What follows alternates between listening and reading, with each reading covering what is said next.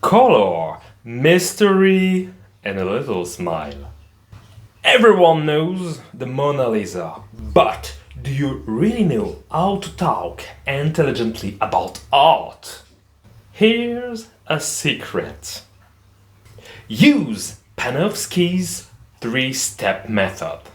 First, what do you see? That's the pre-iconic level. Color, light, shape. In the Mona Lisa, for instance, I see a woman sitting on a chair. In the background, I see a landscape, mountains, a road. Then, what does it represent? This is the iconographic level. For instance, I see a seated noblewoman, maybe Lisa Gherardini.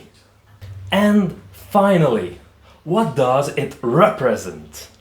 This is the iconological level, the deeper symbolic meaning. Now, here's my personal take.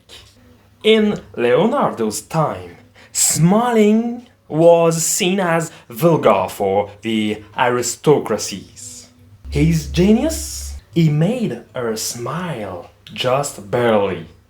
That subtle gesture disrupted centuries of representation. We've probably forgotten why it moved up, but the shock lives in our collective subconscious. That's why her smile still haunts us today.